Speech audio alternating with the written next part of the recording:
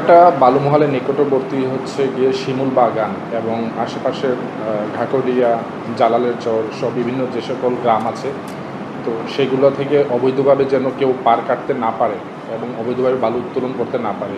এই কারণে আমাদের স্থানীয় তাহিরপুর উপজেলা প্রশাসন, তাহিরপুর থানা এবং আমাদের জেলা প্রশাসনের ম্যাজিস্ট্রেট সর্বদা সদা জাগ্রত আছে।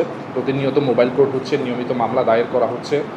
সম্প্রতি শিমুল বাগানের নিকটবর্তী জায়গায় বাঁশ দিয়ে বেড়া দেওয়া হয়েছে যেন হচ্ছে গিয়ে নৌকাসমূহ সেখানে প্রবেশ করতে না পারে এবং অবৈধভাবে পার কাটতে না পারে। একই সাথে আমরা হচ্ছে অবৈধভাবে বালু উত্তোলন এবং হচ্ছে গিয়ে ড্রেজার চালানোর বিষয়ে মানুষকে সচেতনতার জন্য অনেক প্রচারণা চালিয়েছি। পুলিশকে চিঠি দেওয়া হয়েছে যেন ওনারা হচ্ছে গিয়ে প্রয়োজনীয় ব্যবস্থা গ্রহণ করেন। সুনামগঞ্জ পুলিশ, আমাদের জেলা প্রশাসন, স্থানীয় উপজেলা প্রশাসন মিলে সবাই প্রতিনিয়ত চেষ্টা করে যাচ্ছে যে নদীর পার কাটা রোধ করতে।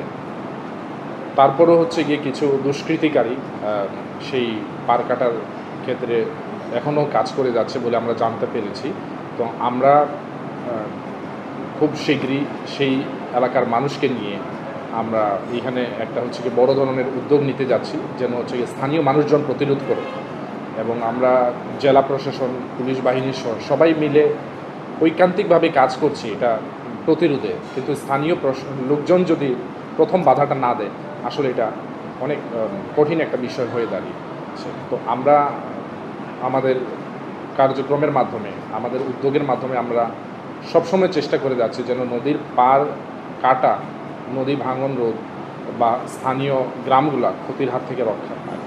সেক্ষেত্রে আমাদের স্থানীয় যারা জনপ্রতিনিধি আছেন তারাও সহযোগিতা করে যাচ্ছেন এবং আমরা আশা করি আমরা এটা খুব ভালোভাবে এবং কার্যকরভাবে প্রতিরোধ করতে পারবো। আমাদের উদ্যোগ সবসময় চলমান, মোবাইল কোর্ট চলমান, নিয়মিত মামলা দায়ের।